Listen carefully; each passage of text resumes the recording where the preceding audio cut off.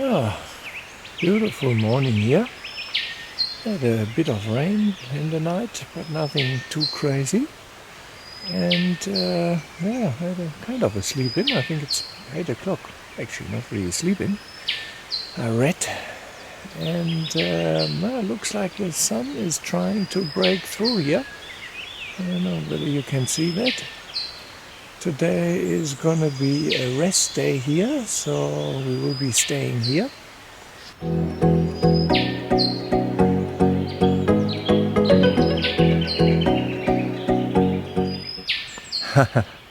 There's a large bit of boo-boo going on over there. No, not really. I did a large bit of reading. Oh, Stephen just, coming at the right time. He's just having Brekkie ready. Beautiful. How was the sleep, gents? Very good. Not too bad until 2 o'clock. Jeez. Restaurant. Chef Steve.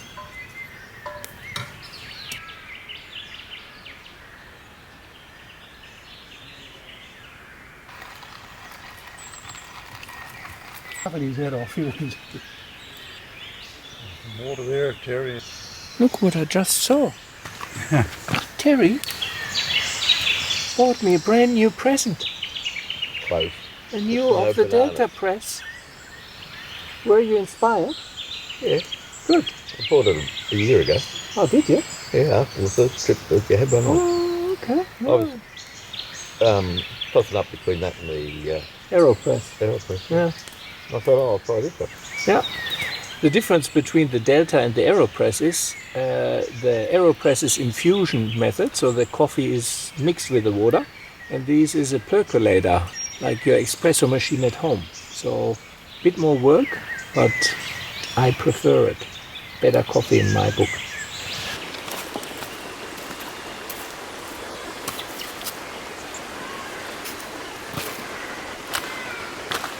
Yeah, guys, this is something a friend of mine, Konrad, how I might, one of my German friends who does a lot of expeditions in Europe, gave me as a present when I visited him in Germany.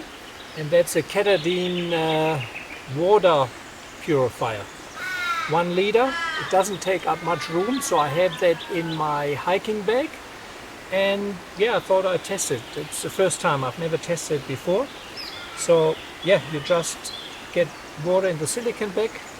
This is the filter, and then you just squeeze the water out. If I manage to open it, oh yeah, here. Take that with me, don't worry. And oh, good. So Katadyn BeFree, it's called. Pretty good though. Yeah, I like it, and what I in particular like is it's very small, so I can just fold it together. It takes up no room in my backpack, but if I need it, then any source of water you can pretty much convert.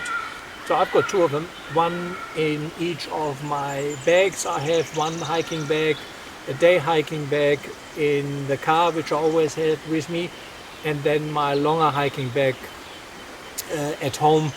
I have another one of them, so definitely good to have. I used to have some of the Life Saver, I think it's called, filter, similar principle, but you have a full plastic bottle with a filter on top, and I found it takes up too much space really, so this is a much better solution in that regard.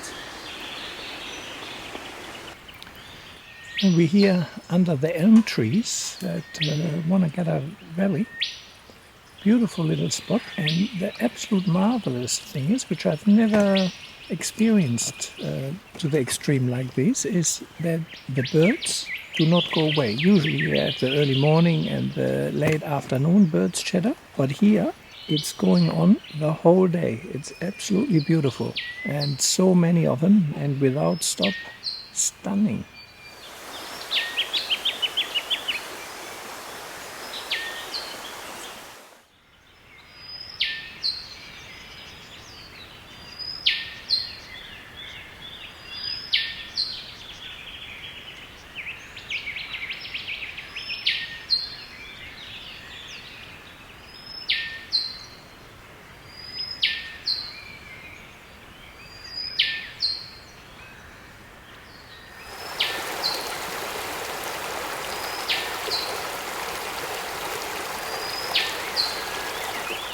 searching for shelter.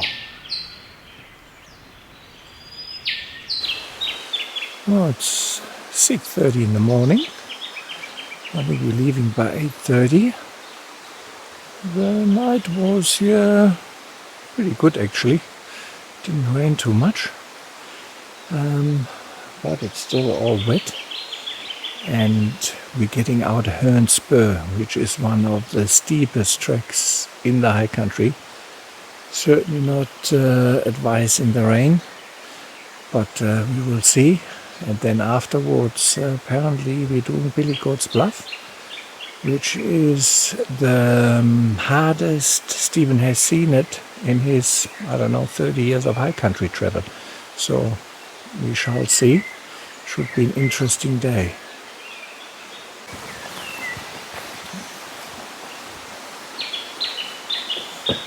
One handy thing of the GME antennas is that you can easily replace them. So I'm putting the 2.1 decibel on because that is much better for the hilly country here.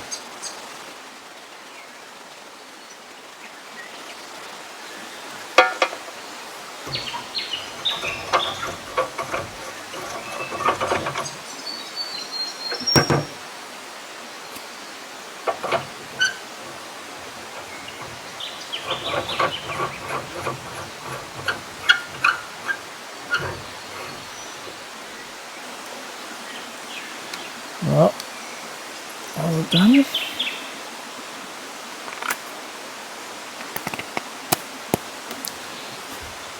Having enjoyed the beauty of the Wonnangatta Valley, it was now time to pack up and tackle our next challenge.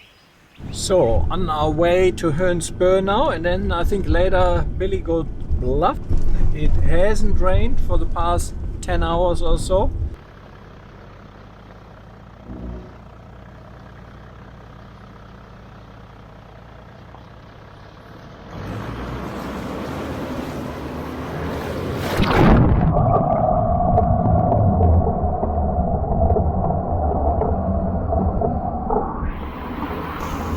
Hern Spur is a true test for seasoned four-wheel drive adventurers. This track, renowned for its steep and challenging terrain, begins at the scenic Wonnangatta homestead. It includes 8 river crossings and ascends through some of the steepest landscapes you'll find in the area. The terrain is rugged, with steep inclines, sharp rocks, and loose, rocky sections that demand a vehicle with high clearance and low-range capabilities. It's a route that requires skill, courage, and good off-road tires.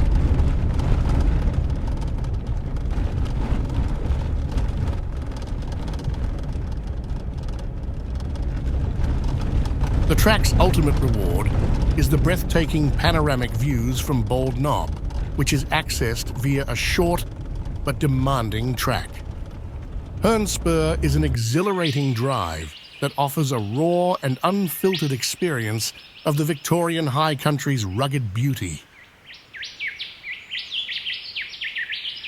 Admiral Towing sign up here on top of Hern Spur. I wonder why. Call David 03 512 Could it be that someone 62625. needed recovery up here?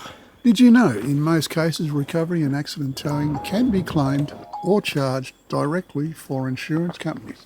So don't. As we navigated along the Wombat Range and descended the Eaglevale track, we approached the Eaglevale Hanging Bridge, an iconic landmark in our journey. The Eaglevale Hanging Bridge is not only a scenic highlight, but also a practical solution, providing a safe footpath for locals and hikers when the Wonnangatta River's levels are too high for vehicular crossing. Terry, catching up with the group, suddenly faced a setback. His tyre had been sliced by a sharp rock, slightly off the beaten path. This mishap called for an unplanned tyre change amidst the wilderness. Although not a routine part of our trips, it was a moment that highlighted the importance of preparedness and teamwork in the unpredictable terrain of the high country. Ooh, somebody else going to have to do this. It's not going to be easy. We found that Terry's spare tyre also had a puncture, and its origin was a mystery to us. So alongside the initial tyre change, we dove into a spot of tyre repair. Oh, shit. Yeah, that's all right. Next was again another crossing of the Wonnangatta River. This marked the widest and longest water crossing so far. Known for its unpredictability, especially after heavy rains, we found the river manageable, despite the recent showers. Yeah, we down at Eaglevale, and there's a one-way track up the river, and Steve has already poked in 2 of the campsites, and they all sounded magnificent. So now we continue on and see whether we find something extraordinary. Otherwise, I guess we have to come back anyway. Otherwise we go into the ones we passed. That is not very often driven here. That's only our tire tracks. And no soul here on a, what is it now? I guess it's Tuesday morning.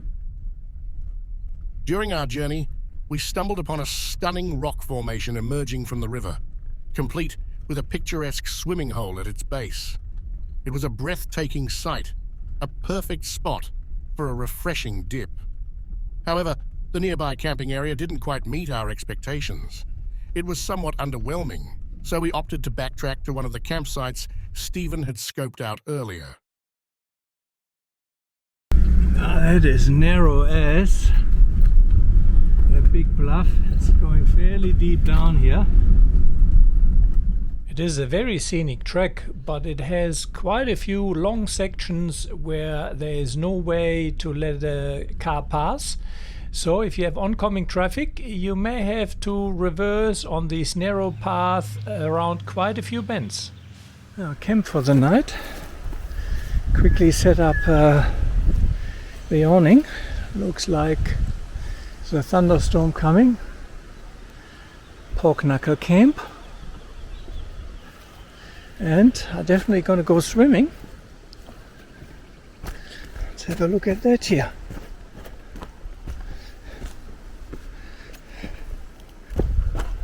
Oh yeah, that is indeed beautiful. Look at that clouds here. So we shall see.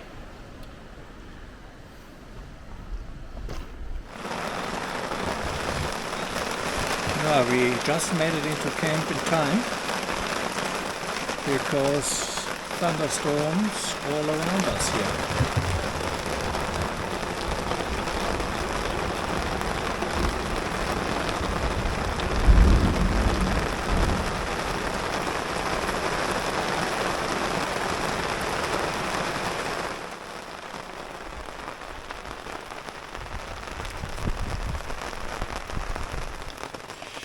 So I'm not sure how long that swim is going to be.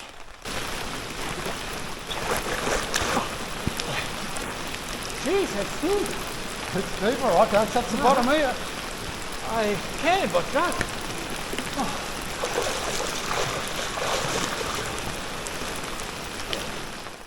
Still rain, cooking in the rain. Induction cooking, quite handy.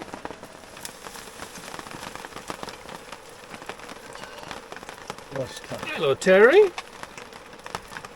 1 pot meals. Yeah, All done. all done.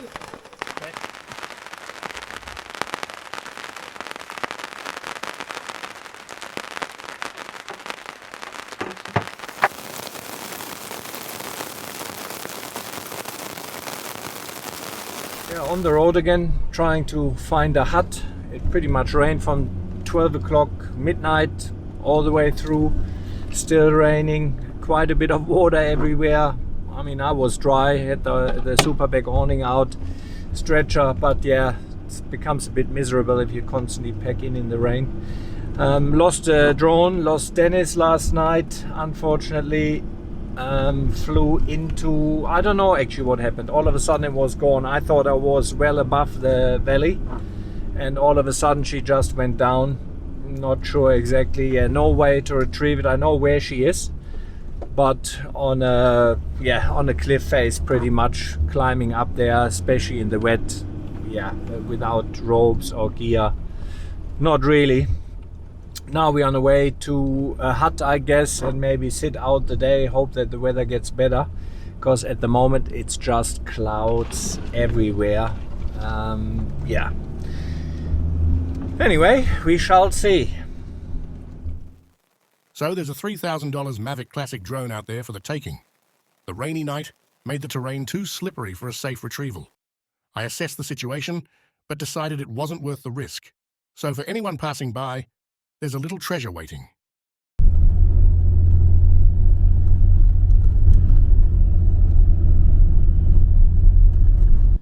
Yeah, so our trip is unfortunately over. Stephen just pulled the pin rightfully because the weather forecast is just too bad, and we were supposed to do Billy Goat's Bluff today but gave that a miss. And we decided to have a stop in Dargo, get a coffee, maybe breakfast, and then we would split our ways. Stephen and myself would head back to Myrtleford via the Dargo High Plains Road, if it was still open, and Terry and Rod would make their way towards Melbourne.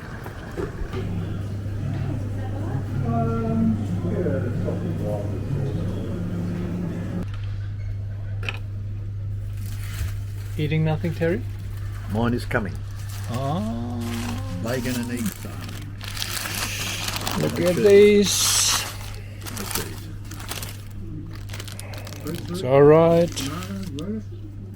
You got the works. We're going down here to Harriettville, using my auto gearbooks like a manual, because it's very steep, very tight turns, and easy to overheat the brakes if you sit on the brakes the whole time. I'm pretty much using the manual option and be in first or second high range, and pretty much preserves the brakes. Now I entered Harriettville. I want to take a few seconds to remember and honor Denis Patel, a good friend and a legendary desert explorer whose adventurous spirit lives on in every grain of sand he traversed. Rest in peace, my friend. All right, that's the end of this adventure. I hope you've enjoyed the journey and my narration alongside Stefan's voiceovers. If you liked what you saw, please remember to like, share, and subscribe to stay updated with our latest videos. A little personal note, this channel is Stefan's solo project, with just a bit of editing help from his kids, and it's not about making money. In fact, the channel hasn't contributed a cent to his living costs. It just about helps cover a portion of the expenses for documenting these adventures and the occasional product testing. Your support means a lot, so if you're able to, please consider heading over to Patreon or buy me a coffee. Even the value of a coffee can go a long way in helping Stefan create content for you. Thank you for all your support.